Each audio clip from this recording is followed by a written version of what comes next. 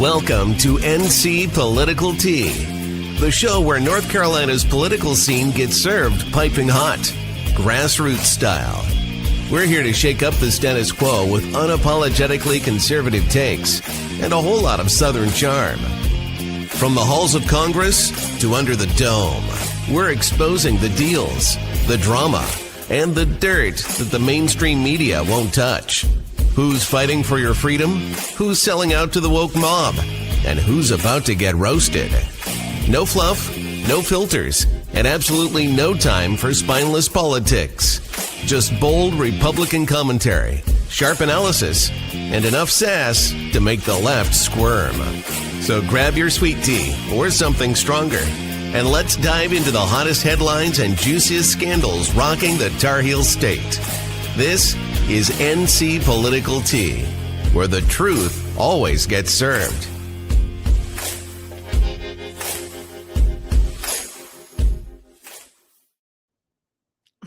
I'm home. Hello. I'm home for a week. Well, a few days. You've gone for a long time. You've been in a non-good lighting situation. Well, I'm home for a week or so, not quite a week. And then I'm going to Florida for work. For work, not fun. And then I have to go to the NCGOP executive committee meeting in Greensboro. That sounds like a lot of fun. Oh, fun. If you're watching from the GOP tonight, it's a lot of fun. All right. Well, get a load of this guy. This is the talk of the town, and we're going to directly relate it to North Carolina. Probably one of the most important shows we've ever done, because we're going to connect a race that's going on in New York City and tell you how it's going to implicate us, because I think we are next in a very big way. So get a load of this idiot. I want to use this moment to speak to the Muslims of New York City. My aunt.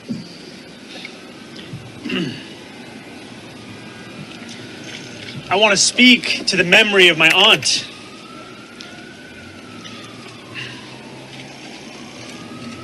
Who stopped taking the subway after September 11th because she did not feel safe in her hijab. Recently, in a recent address about Islamophobia, you referenced your aunt as being harassed when she was facing post 9/11. Is that a blood relative? Mm-hmm. Yes, I was speaking about my aunt. I was speaking about Zahra Fouy, my father's cousin. I want to speak to the memory of my aunt. And for the takeaway from my more than 10-minute address about Islamophobia in this race and in this city to be the question of my aunt. I was speaking about my father's cousin. Tells you everything about Okay. Well, it tells you about Takia. Y'all know what that is, right? Do you know what it is? Audience. No. Takia is, in the Muslim faith, in Islam, is perfectly permissible. In fact, you're commanded to lie to further your political agenda. You saw an example of that. First, he was dead set on, first of all, what he said was ridiculous. I lived in New York City after 9/11. And I knew many, many people who had lost their loved ones. I met a little girl that lost both of her parents. And for him to say something like this, and it was bullshit. It was Takia. Well, you can call it Takia if you want to, but I'll tell you what I think. I think that we got guilt-tripped with that phrase, Islamophobia, and that we were supposed to not question or look around and make sure or be suspicious. And I think that's bullshit. I think that we should have been suspicious then, and we wouldn't be in this position now. And I think that about New York, and I think that about Texas, and I think that about Minnesota. I think we spent a lot of time with a lot of guilt we didn't earn or deserve. Well, yeah, you can apply that also to anyone behaving badly, because the Democrats writ large say that repeated violent criminals, that is a public health issue. How dare you call them repeat offenders? For who? Right? A public health issue for who? Yeah, and even the Black conservatives that come on here, they will tell you, racism was being misused. The problem with misusing things like that is that when you actually have cases, and make no mistake, there are cases, not with Islamophobia, I haven't seen any, but with racism, what do you say? First of all, let's back up. Islamophobia, alive and well. I know a girl that went to jail, lady that went to jail because she warned people about the fact there was somebody wearing a terrorist keffiyeh in a grocery store. So it is very much alive and well because they use it against people, not for them. You know, that's right. I remember hearing about that lady. She sounds pretty nice, actually. I know her. She's very nice. But let's go on to what you're talking about. I just had to stop right there because they wield that like a weapon for themselves, just like we see with Democrats in big cities like Charlotte. Yeah. And the government will wield that hammer and sickle for them as well. So the latest polls are this. So there's 3 people in the race. There's Cuomo. We're gonna explain how this happened because people have been asking. I've seen on X and other places, wow, isn't Cuomo a Democrat? How did this happen? So we're going to explain that. But you've got Cuomo who's running, and you've got Curtis Sliwa, and the polls are today, a few hours ago, 44% from Mondani, 34% from Cuomo. So he came back 10 points over the weekend. Early voting started in New York City on Saturday. And I think like 10% for Sliwa or 11%. So we knew the Republican was out the window. We knew that. He's done a lot of boneheaded things too. And there's an immense amount of pressure for Sliwa to drop out of the race. So there's been a lot of early voting. In fact, a huge turnout for early voting. And what people are saying is that is good for Cuomo. Do you know anything about that? Yeah, I mean, to be honest with you, I think older voters, older Democrat voters who are worried about their money and worried about their neighborhood and don't want to move, don't want this young guy who they clearly know wants to let the criminals out, who believes in giving away people's property. They don't want that. They want a little more security. They'd rather take the devil they know than the one they don't. And that's the truth, because we all know Andrew Cuomo is a devil. Yeah, there's no question. I mean, but this guy says he wants to give away free groceries, and he actually says he wants to tax white people higher rates, which is completely unconstitutional. I'm sure that will be batted down, but the guy is a clown. But speaking about his views on criminality, it's not that far off from the Charlotte situation, which we're going to be talking about a little bit later on in the show. So listen to what he says, because it should scare the hell out of everyone. The prisons are set up in our society, I would argue that they do not work. They do not make us safer. The instinct is to just take that person, the source of that harm, the source of that issue, and then just throw them away. Put them in a cage and throw away the key. That doesn't address the reason. Whoops. I'm sorry. I stopped that short. Created in the first place. A lot of times, people who create trauma for others are those who themselves went through trauma earlier in their own lives. Right. And I bring all of this up to say that, again, like when we talk about policing, I don't think the system actually makes us safer. I think what it does is it just removes problems out of view. The way that prisons are set up in our society. Okay, so that's not unlike what Josh Stein has said and set out. Jeff Jackson. Yeah. But Josh Stein in particular and Roy Cooper through their task force that we've been reviewing over the last 3 weeks. It's not unlike the mayor of Charlotte, Vi Lyles, who we will have later on in the show, the Mecklenburg County GOP chair, to tell us how the races are looking there. So we're kind of aligned there, but the DSA has said they are not the Democrat Party. They're to cannibalize what the DSA is. The Democratic Socialist Party of America, which are actually avowed communists. Right. Yeah. Listen, what we're seeing is an infiltration. It's not just happening on the left, though. It's also happening on the right. That's right. The infiltration of communism, pure communism on the left through the DSA getting into the Democratic Party. And then on the right, we have the right-wing nut jobs. I'll say it right. Yeah. Well, we've got Tucker Carlson, Nick Fuentes, and party. Steve Bannon, who's a fat fucking blowhard. And I'm not going to go as hard as you are, but I will say there's a lot of what I've been seeing lately. What I've been seeing lately is I've never seen it before on X. I've never seen the kind of anti-Semitism, the kind of rhetoric. I've never seen it, and I know you haven't either. Well, you probably have. It's scary times. it's scary times. The reason I single out Steve Bannon is because, to be fair, someone that works for him has stalked me for 5 years. She's a hardcore anti-Semite. You know who it is. So I do take that personally. But yeah, I mean, we have extremists on both sides, but they've gotten well underway on the left side. But this is an important video because, look, we've got in North Carolina a huge Islamic contingent ruling at the top upper echelon of the Democrat Party. Here's how it works.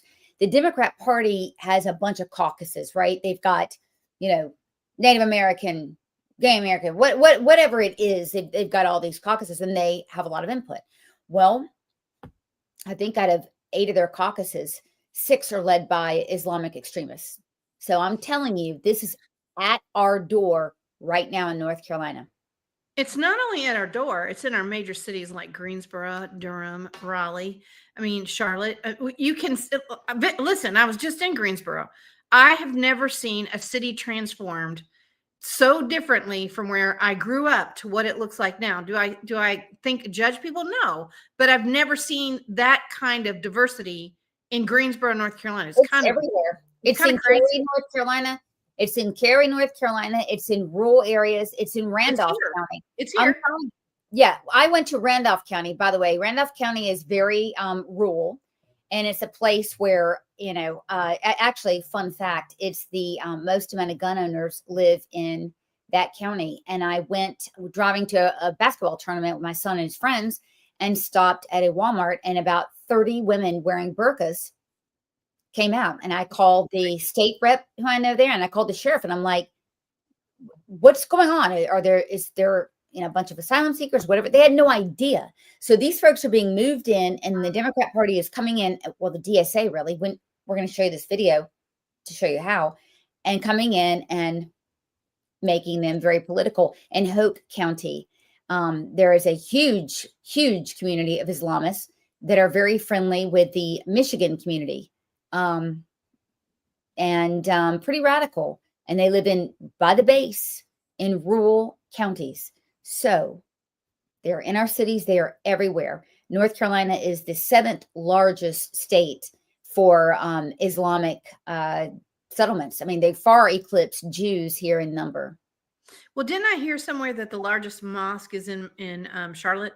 Is that right? The largest mosque in the state? I think it did. Cary's got a big one. Apex has got a big one. Oh, wow. Fayetteville has a huge one. Hope County, of all places. So I'm telling you, this is not just relegated to smaller cities. Wow, that's crazy. It is. Well, show us the video. Let's see what you got. All right. This is how DSA works. And this is from our friends at Canary Mission. So take a look. DSA candidates run as Democrats in safe blue districts. They slip through low turnout primaries. And once inside, they use the Democratic label as camouflage while advancing an extremist anti-American agenda far beyond the party's mainstream. I don't agree with the Democratic Party, but it's a great tool. The Democratic is a tool that we use. Once in office, DSA candidates take orders from DSA's internal enforcers and working groups. City halls and state houses start running as socialist machines. Hear that again. City halls and state houses start running as socialist machines. I continue. Controlled by the organization, not the Democratic Party, and certainly not voters. They have to have a connection with DSA's internal politics, and they have to be committed to the eventual goal of building a separate entity from the Democrats. DSA are revolutionaries, and the Democrats are their first victims. And in city after city, DSA victories prove their plan works. I think that the model that we used in New York is 100% replicatable. And just like the cuckoo, once the DSA grows strong, it pushes the true Democrats out, hollowing the party from within. Building towards political independence and tearing apart the Democratic Party. The DSA is not here to strengthen the Democratic Party. It is here to consume it. We're not here to make the Democrats a little bit better. We're here to actually enact socialism. And socialism is not just better capitalism. It's overthrowing the entire capitalist state. It's our duty, DSA, to cultivate this power. The cuckoo is in the nest, and New York City is poised to elect not a Democrat, but Zohran Mamdani, an extremist within the DSA. We understand that winning an election is not an end. It is a means to an end. The most important thing that we can do is take that empire down from within. Ultimately, to overthrow our own empire. We need a movement that can drive a stake to the heart of the empire. We need to orient ourselves towards insurrection. Oh, wow. Okay. So, in other words, this has been driving, and I want to play one thing from Roger Stone because we had an interview last month. He put it perfectly succinctly. He's in New York and he's been covering this. And I asked him, the question I asked was, how did this happen? What was the rise and what are the implications? So what he said follows right along with this. I think, first of all, it speaks to the fundamental changes in the Democrat Party. The Democrat Party nurtured this kind of progressive far left wing for many years. And they woke up one day and figured out that they're now in charge. So the word moderate Democrat today is an oxymoron. If John F. Kennedy, who was an ardent anti-communist, a tax cutter, who believed in a silver-backed dollar and a strong national defense, if he were alive today, he'd be a Republican because there's no room for those views in today's Democrat Party. This is now the party of AOC and Jasmine Crockett and that old windbag Bernie Sanders. You know, it's funny, Bernie used to criticize millionaires and billionaires. Now I notice he just criticizes billionaires. Okay, so the point is that we've all been saying that there's not a viable two-party system anymore. One is effing crazy off the rails, and then there's the Republicans. Well, that's not good because there's no competition for ideas. You've got a party on our side that feels, some of them, that they have to be like that, but opposite, right? And we're not in the party of ideas anymore. No, it's really in the party of radicalism. We're seeing the extreme ends really come to the surface with the loudest voices. And we're seeing on both sides. It's not just on one side. You know, you and I watched it. We see it every day on X. It's kind of crazy to watch, actually, to see these people make statements that, you know, are blatantly racist, bigoted. And it's just sad. It's kind of sad to see Republicans who claim to be Christians judge others because they don't meet what expectations they want them to meet. Well, it's a silence, you know, that it's in national politics at this point, but I still see people who hold national positions go on certain shows. And since when have we countenanced racism in our party or open anti-Semitism? Well, since now, I think TPUSA is leading the way, sadly, since Charlie's death. If you've seen my X account over the last week, you understand where I am on this. But the point is that, you know, you're right. It's not just one side, right? And I don't want us to feel like justified to be them, but opposite. And most of us, almost all of us, do not. But this is how this happens. And so when we're running against DSA candidates, I want to repeat this. They run in places where not many people go to the primary. That'd be Charlotte. Hardly anybody goes to the primary. And where if a Democrat gets on the ticket, they're going to win. Now you got 4 or 5 of those candidates running 4 or 5 cities in North Carolina. Let me tell you something, sister. Let's just take a bigger swath of it. We know it's happening in Georgia. They have their very first House member. We know it's coming here. Roman, yeah. We've seen it in Durham with Nita, whatever her name is. Yeah, like we're seeing it in the Southeast more than we've ever seen it, and it's completely outside of anything you're used to seeing in New York City sometimes, not sometimes, but you've seen it for years. And you see it in LA, but you don't usually see it in the South. And what we've learned is that this is the prime and ripe target for them because we're gaining ground when it comes to jobs. We have better weather. Our taxes are lower. Our schools are better in some respects from the perspective of you can actually get an education and be in the, top half of your class, which is important to their culture. And then the other thing is housing is low. Housing costs here are low. comparatively speaking. You only have one state party in the history of this country who has not once, but twice, maybe even 3 times actually, in its state party platform, boycotted the state of Israel and put anti-Semitism in its platform. The only one, and that is North Carolina for 3 years in a row. Anderson Clayton is oh my God, she's outrageous. She's I'm going to tell you something. She is an Islamist hanger-oner. The first one. I would say she's a dim socialist, just based on, we have really seen her radicalized since she was radical before when Kamala was running. But I would say since the loss, you can literally watch her X feed and see she doesn't care what she says. And she is not a Democrat. She's a Democrat socialist. Well, here's what happened. I mean, Anderson Clayton, who now leads the Republican Party, white girl. No, the Democratic Party. Do I keep doing that? I don't know why. That is a really bad problem. I keep doing that. It's weird. That's okay. I'll fix it for you. It's because I'm used to going after Republicans so much. I get it. Okay, so look, she replaced a Black woman who had been serving for a long time. And the party actually no longer serves the need of Black people. And I want to tell you how important that is. In North Carolina, we have one of the largest populations of Black people because we are rural. And 47% of the voters, registered Democrats, are Black. 47%. So, there are not a lot of policies that are put forward for Black people. And Black people see that. I mean, this used to be a party that worked for, it would serve the people that were in the party. And now we understand that because the crossover votes that Republicans are getting in the legislature are from Black leaders who serve Black constituents because the Democratic Party isn't doing that for them anymore. You don't have Dixiecrats. You don't have people looking out for their constituents. Well, like Roger said, there's no such thing as a moderate Democrat anymore. Well, that's true. There's no room for them. So lastly, I just want to straighten one thing out because I've gotten, I cannot even tell you the messages I've gotten.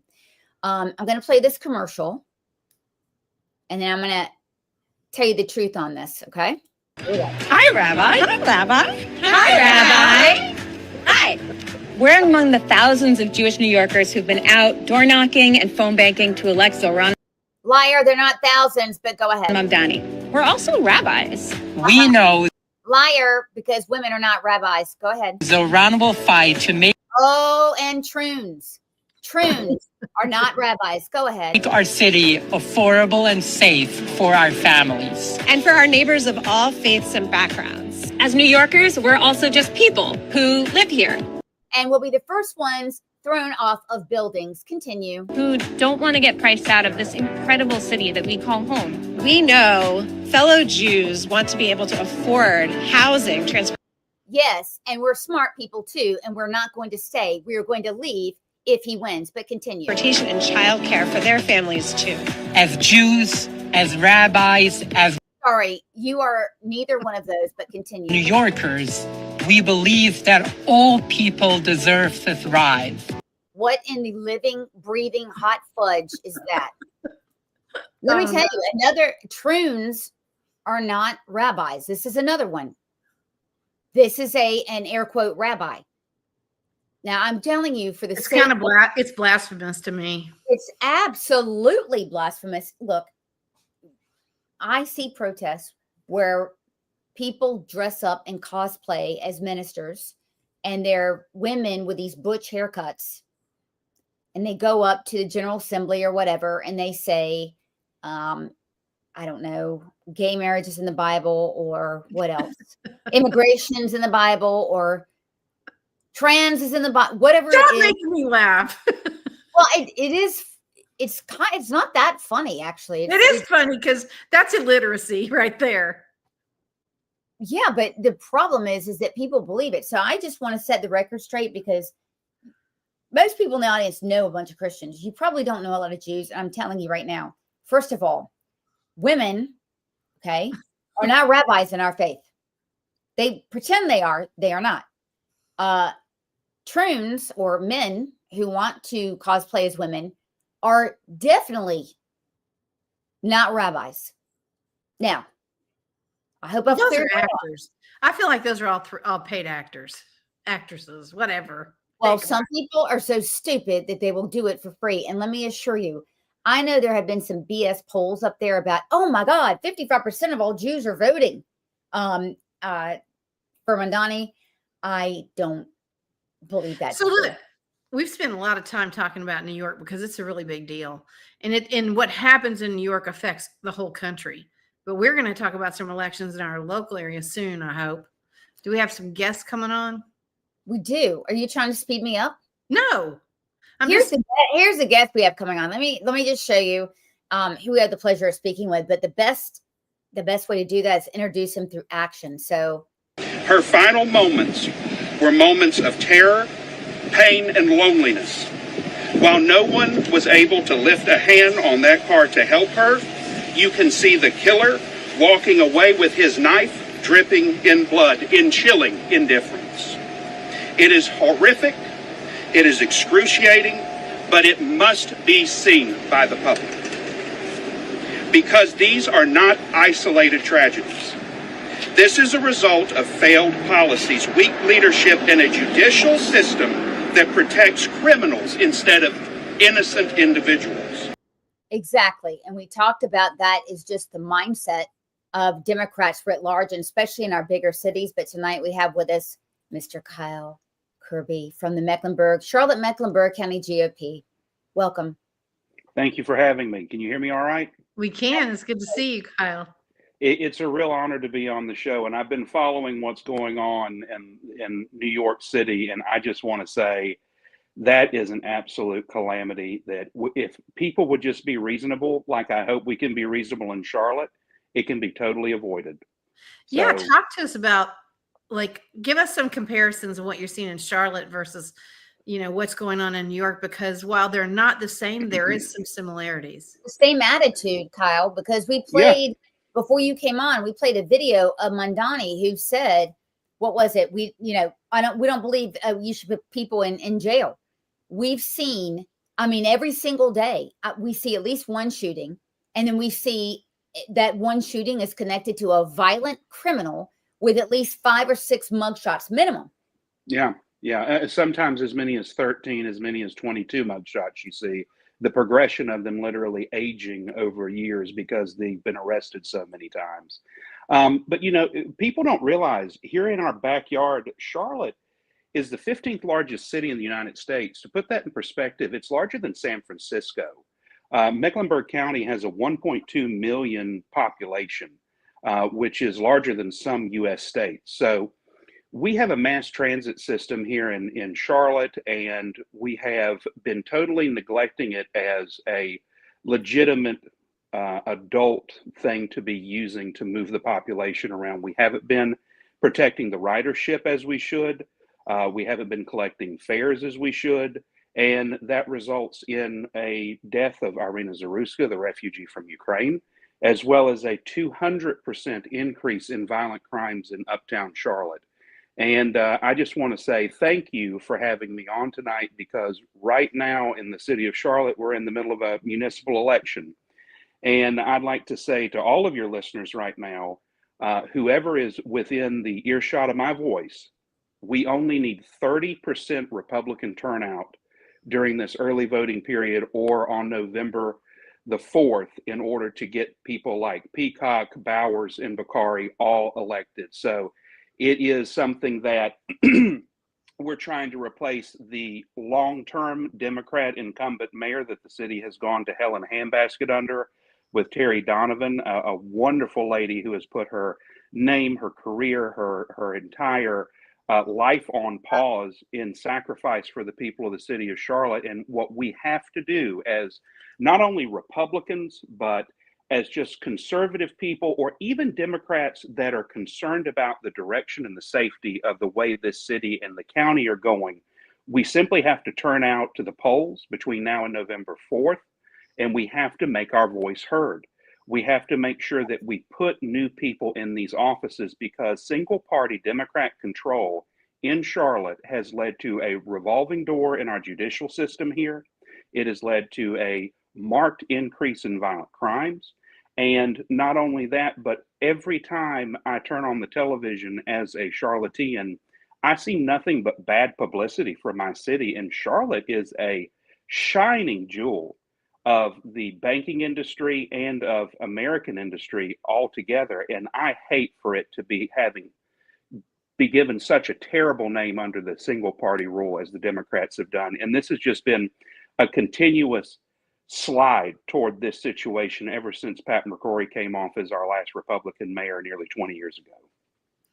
So how close are we? Like, I'll have to tell you some good news. Today, a guy that I know in Charlotte said to me he's going to vote for a Republican mayor for the first time in his life. We're hearing that a lot, actually. Are you? Yeah, we're actually hearing that quite a lot. I went knocking on doors and I heard that from 2 people. Yeah. So yesterday, as everybody saw, was a rainy, cold, dreary day, but election totals are up nearly 50% between now and 2022. Wow. And we're also seeing a preponderance of people turning in votes from 3 of the most heavily Republican districts in all of the city. And with what you're both saying about people saying, hey, I'm a Democrat, I'm an independent, I'm a libertarian, this is the first time that I'm going to be going out and casting my vote for a Republican. Terry Donovan is one of the few serious Republican candidates that we have had in many years in the Queen City. And she's a business person. She's a practical person. She's concerned about safety. She understands what we need to do to grow both as a center of banking and industry, but also as a center of cultural and international prowess that we have become as the city of Charlotte, being such a large place. But we can't neglect the safety of the city, and that's a key point in Terry's campaign. We only need an additional 40 officers to have a police officer on every single one of the CATS trains. And yet we can't seem to do that.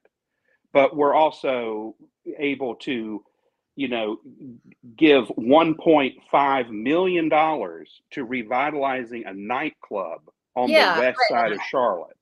Right? Where are our priorities at? It doesn't seem like they're in the sphere of safety and accountability right now.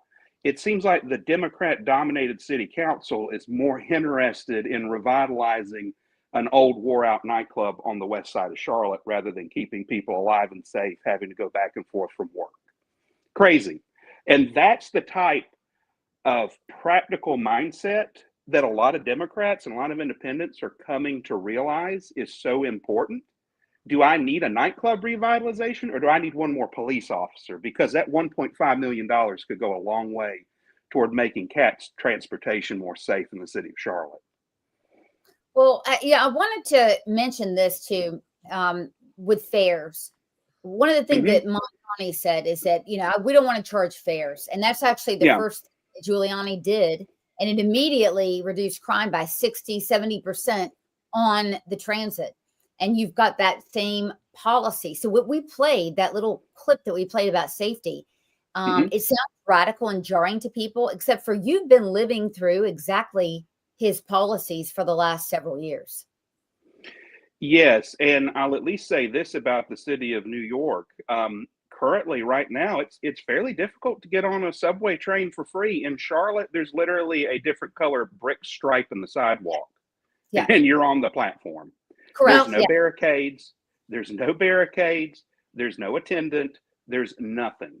And our ingenious city council under the leadership of Vi Lyles decides we're going to invest, I believe I read in the Charlotte Observer, $35 million in artificial intelligence identification for fare evaders. No practical barriers. Walls don't work, right? Barriers don't work. I think they do. I think just on our southern border alone, that shows that a wall, a barrier, some type of physical impairment stops people that shouldn't be coming across a line in their tracks. I will say, I spent a good chunk of my career in downtown Atlanta, and I took MARTA every day. And there was a time when MARTA was just not, you couldn't get on it. You didn't feel safe. And the city made a very conscious effort to give MARTA their own police force and which is what we empower should them. do here.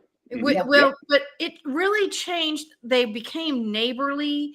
They really cared about people that got. I never ever drove into town to Atlanta if I could take MARTA, because they made it so much more confident for you to be on a train and know you were going to be safe. But there is no such confidence here in Charlotte. That's so sad. Again, there is no adults in the room with the current administration. They treat the CATS train system like a model train set. They don't realize that it's become a rolling homeless shelter. They don't realize that not by charging fares and not enforcing fare evasion, they've allowed violent criminals to sit on there nonstop, drunk, sober, otherwise. They have just created this attraction for the criminal element that costs the taxpayers in Mecklenburg County millions upon millions of dollars. And is it true that they're looking to expand the rail line too, to expand the crime out? Yeah, absolutely. And Margot, that's the way a lot of people view this, to be frankly honest with you. It is, because I've seen it in Atlanta. Listen, we did not want it in Cobb County for a reason. It brought crime with it. Yeah, I mean, I'm a Matthews resident, right? Yeah. And from what I understand, if the proposed sales tax increase passes and they get the additional funding to expand the light rail system, there will be a light rail station within 2 miles of my front doorstep. Yeah. Aren't you on the pathway to the airport? That's the goal. That's the pathway they were sending it toward. Am I right, Kyle? No. I'm just that would be the west side of the city. I'm on the east side of the city. I believe it. I could be wrong about the name of the line, but I believe it's either the gold line or the red line. Yeah, it's already out there by the air. I mean, South End is fairly getting out to the airport anyway. That's where Irina Zaruska was killed. But one of the things that you and I talked about a couple months ago, Kyle, I think this is a great opportunity for us to pick up a seat, and here's why. During this election. Yeah, and not only candidates and the sad circumstances, but during this election, there is a bond that is up for a vote. So when we look at 2 years ago, the last mayoral election, there were 2 or 3 bonds, which was education, housing, things that the left comes out and votes for, right? When you have those on the ballot initiatives, that affects the turnout. So this time, we only have 1 bond initiative on there, and it's transit. And I'm sorry, but a transit bond and an increase. It's actually, if I may, it is actually not a bond referendum. It is a overall 30-year sales tax increase of 1%. Oh, okay. Which will give Mecklenburg County the highest sales tax in the entire state, by the way. Okay. But you have an initiative. Thank you for the question. That I'm sorry, it's associated with murder. Yeah. I mean, and again, just to your point, people are fed up. We talked earlier about how people in Mecklenburg County and the city of Charlotte, which is most of Mecklenburg County, are saying, I'm a Democrat, Libertarian, Republican, whatever. I'm fed up with the current administration. I'm voting for Terry Donovan over Vi Lyles. You similarly have Republicans, Democrats, Libertarians, people of all stripes saying, I'm against this sales tax increase and I'm against the transit tax increase for the exact same reason that you're talking about. Right now, there is a lot of rehabilitation that needs to be done for the light rail system in order for it not to be seen as an increase in crime wherever it goes, or an increase in the homeless factor wherever it goes. Because not only is the city of Charlotte not enforcing fares and making sure that people are paying their fair share to get on this train, there's numerous other things that I could ride you and Margot around Charlotte and point out that the city is totally ignoring. Homeless encampments, violent panhandling, loitering, public drunkenness, intoxication, juvenile truancy. There you go. That's a huge one. You go to any school in Mecklenburg County around before 2 o'clock, and you're going to see the preponderance of the kids wandering around outside because the truancy is not being enforced. And that's just like the tip. That's the tiniest tip of the iceberg of all the shenanigans that are literally going on in Mecklenburg County, because there's no accountability here. It's single party rule. And unless we do something like get Terry Donovan in the mayor, get Edwin Peacock in at large, get Krista Bakari in District 6, get James Bowers in District 3, we're not going to see any change. We're not going to see any change. But this is our opportunity. The people are fed up enough with what's been going on. They're fed up enough with the bad publicity all across the country, not in just North Carolina, but all across the country, to get out there and actually vote. And we only need 30% of the Republicans to turn out, and we can do it on our own. We only need a few of the independent and unaffiliated voters to realize that single party rule, no matter if it's all Republicans or all Democrats, an echo chamber is never anything which is going to come out on a positive slope. So we have to rally the troops. It's all hands on deck between now and November the 4th to make sure that we can pull our candidates across the line. Because, ladies, I'm telling you, it's do or die. It's now or never for the city of Charlotte. The Queen City needs help, and we need people to help greet people at the polls. We need people to help make phone calls. We need people to stand out and hand out voter cards. Mecklenburg County GOP has given over $20,000 to candidates that we raised. We've run radio ads. We've printed up numerous palm cards. We're about to start doing geofencing, which is something I never even knew existed until our PR chair suggested that it's something we should do. We're pulling out all the stops, and we hope that with the election of somebody like Terry Donovan, with the election of somebody like Ed Peacock or Krista Bakari or James Bowers, that people are going to realize Charlotte and Mecklenburg County is not a lost cause. And that will encourage donors to give to Mech GOP so that we can do more. There's so much more that I want to do as chairman of the party, but, you know, again, I'm up against a Goliath of a 1.2 million people population and the budget of 98 of the other counties in North Carolina, meaning that if I was any other county except for Mecklenburg or Wake, the money that we have in the bank as a party would be doing leaps and bounds above what it should be doing. But because I'm one of those two counties that has to deal with the same population as a state, it costs me something in the neighborhood of $4,000 to text message 70,000 Republicans to let them know about voter turnout. I can get you a better price on that. We'll talk, but yeah. Well, I'm just saying, I'm just giving numbers to people to let people know that we're up against so much because it's such a massive scale. But I want people to understand too, like a municipal is a pain in the ass, unlike anything, especially as a first-time chair. You got this big thing, you know, all that. You've got to do that because Sandy here in Wake has the same thing. And you got to turn right around, right, like literally right around. Very little time. Right. So, and get ready for the midterms. Yeah, it's so difficult. But the great thing that you're doing, and there are many, is that you're setting a system now that's a repeatable system and predictable. So you'll be able to get that turnout right over and over again. Because when I was with you guys, I mean, I tell you, I went to you guys a couple Saturdays ago, and thank you again for all you did for that. That was so very helpful. It's amazing. We appreciate it so much. Thank you. We enjoyed being there. It was a beautiful day. I wish there would have been more people. But I'm telling you, I mean, it ran, you know, like a machine. I mean, you've got these, this app that takes care of everything. So we know what the turnout is. But look, I mean, you've got, how many polls do you have open and you have to staff on election day? 195. Wow. Okay, so do you have them staffed? We have about 60 to 70% staffed. Okay. Wow. So if you're in a 2-hour driving range from Mecklenburg County, you can give 4 hours. Yeah. Can you do that? Can you cross the county lines and do that, Kyle? As a poll outside? No, you would just be a poll greeter. There's no ramifications for people to hand out, the voter cards from that county. It's electioneering.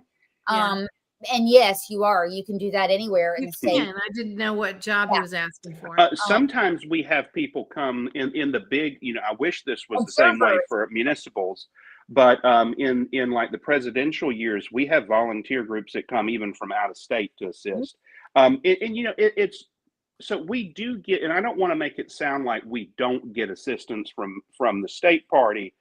We do in years that we have presidential things on the ballot, but not in the years that we have just municipal things. We might get some type of intangible help from them as far as like media assistance and that sort of thing. But as far as like them rallying people to come in and swarm Mecklenburg County as they would for like a senatorial race or a governorship or a presidential race, that's not happening. And that's why, Sloan and Margot, you as influencers are so very important to us as county chairs, because you all help to disseminate the news and the word that we need help in Mecklenburg County for poll greeters, people just to hand out the pamphlets that show what the Republican ballot is. I have a blast when I do it.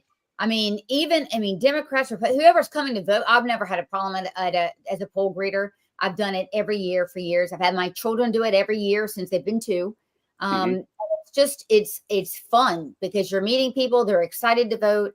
I can't explain it. It's always around my birthday and Halloween. You know what I mean? It's at fall. It's good. But I'm telling you guys, like, I'm tired of just talking.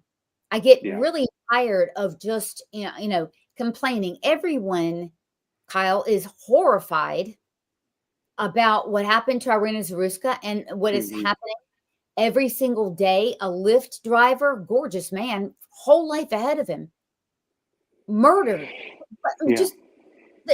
Well, what breaks my heart are the children that are caught in the crossfire.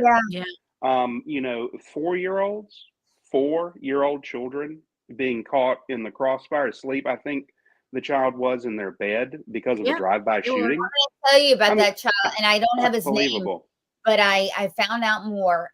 This is a 4-year-old precious child. I wish I remembered his name. But his mother died of cancer, so he was living with his grandmother. You're right. I remember that. Yeah. So what can we do for you? What can you send us out the flyer that you want us to have people, or a palm card? I'll put it on TikTok, whatever I can do. Absolutely. I'll be happy to send that out to you. I just want to say right now, there's been 21,000 votes cast. If you hear my voice and you live in Mecklenburg County and you live in the city of Charlotte, I need you to go vote. And take 5 people with you. Yeah, you need to go. Take 5 people with you. Neighbors with you. And then we need poll greeters. So Kyle is here. And can I just promote our school board people real quick as well? Yes. Absolutely. I want to say a shout out to Bill Fountain, Juanrique Hall, Justin Shealy, and our incumbent school board member, Lisa Klein.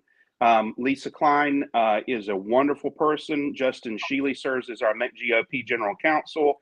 Juanrique Hall is a volunteer coach at West Charlotte. And Bill Fountain is a retired colonel from the Air Force. All 3 of those people are running in the nonpartisan school board elections going on right now in Mecklenburg County as well. Our voter guide also covers that. Again, we have Terry Donovan for the mayor of the city of Charlotte, Edwin Peacock at large, Mi-Sun Kim at large, Krista Bakari, District 6, James Bowers, District 3. And again, our school board members, please, please, please, you must go vote. That is the number one thing I need from you right now, is to head to those polls between now and November 4th. Vote. If you want to volunteer, we have sign-up information at mecklenburg.nc.gop. There is a link on that website to volunteer. There is also a voter card on there, which will show you all of the Republican candidates from Terry Donovan all the way through Woody Washam and Dale Dalton running for, municipalities outside of the city of Charlotte. Perfect. I'll go pull that card and put it up on the TikTok. You guys can DM either of the 3 of us. So if you're, having a glass of wine, etc., and you don't remember, and you watch this tomorrow, and you're like, oh, okay, DM us. We will get you in touch. Absolutely. I mean, you need to donate. We need to stop complaining. We need to donate our time. Everybody has 4 hours. Yeah. So one last thing, Kyle. It takes money to make this stuff run. What fundraisers do you have coming up that we can help you with, or we can advertise for you? Absolutely. So we have an election night watch party. Terry Donovan's coming to that. Justin Shealy's coming to that. Juanrique Hall's coming to that. And we have that coming up on obviously November the 4th. That's a $20 entry fee. You can also buy a table to that. And then we're having the Met GOP Christmas party on December 19th. And we would love to have you come out to that. We have Representative Tricia Cotham, and I also hear that Santa Claus will be making a special guest appearance that evening. And that's at Piper Glen Country Club. Oh, awesome. Well, thank you for telling us. And Kyle, just send us any kind of information you need out there. We're happy to help you. We want to see Charlotte be the crown jewel that she is, and I want to see y'all be successful. So whatever we can do to help you, we will. Thank you so much. Best chance in what, 12 years? Oh, a long time. Yeah. The tide is with us. The momentum is with us. We just need the turnout. And as far as making the Queen City again, I just want it to be the same city that I grew up in under Pat McCrory and Republican control. Just so you know, I'm in high school with him. Oh, perfect. Thank you, ladies. And I would love to come back anytime that you would have me. All right. Take care, Kyle. And we will have you back. Thank you so much. Right. Good night.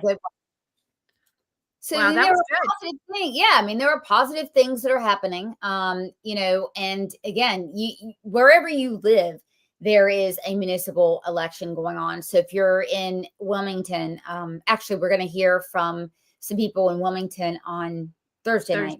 But wherever you are, get up with your local GOP and say, look, just 4 hours is doable, right? You're not going to be there alone. You'll be talking with, somebody there. It's doable. Yeah, and if you need help in your local area for your elections, you need a palm card, you need some advice, reach out to me. I'll find, or Sloan, we'll get you the local palm card so that you know what the endorsed candidates are. And if we don't like them, we'll let you know. We will make you a voter guide, right? People have been reaching out to me from different areas saying, I'm sorry, I haven't been paying attention. Who do I need to vote for? Because a lot of these races, like you said, are nonpartisan. So we will look them up. We will evaluate them. I mean, we will look them up. We might call them. We're not just call them up. That's not a bad idea. We will call them up, and if they haven't had a chance to have a town hall, we will ask them. But you heard, just tying this up, you heard the DSA video. So the enemy, and I mean the enemy, they are going to take over your city and your town first. Yeah, they are. And we're here to help you any way we can to keep that from happening. So reach out. DMs are open. A lot of y'all know my phone number. If you don't, you know who somebody that does. Just reach out, text me. Don't call me because I won't answer your call, but I will take your text. And we'll help you. We'll help you any way we can. We've got to move North Carolina in the right direction. And it means so much to me that this is why Sloan and I got together to do this podcast, is because we got to save the state. Absolutely. And it starts at your city level. I mean, don't take it from us. That's why I played the video for you tonight, so you understand that's what the enemy thinks. So you need to get out. You need to vote. So with all that, I think we're done, dude. We're done 7 minutes early. 7 minutes. 7 minutes of heaven. But thank you all for coming tonight and or for coming to the show and for sharing it like I know that you're going to, and for getting out and voting and for volunteering. And we'll see you on Thursday with 2 special guests so far, maybe even 3. Lots coming up, Sloan. Take care. Bye-bye. Bye. That's a wrap on today's NC Political Tea. We hope you're leaving sharper, spicier, and ready to take on the political craziness in the Tar Heel State. If you loved what you heard, or even if it made you mad, don't forget to subscribe, leave a review, and share this show with your friends, family, and that one coworker who just needs the truth. Follow us on social media to stay in the loop and get your daily dose of conservative fire. And remember, here in North Carolina, the grassroots grows stronger when we stand together. Until next time, keep the faith, keep up the fight, and don't let the left water down your tea. This is NC Political Tea, where we spill it like it is.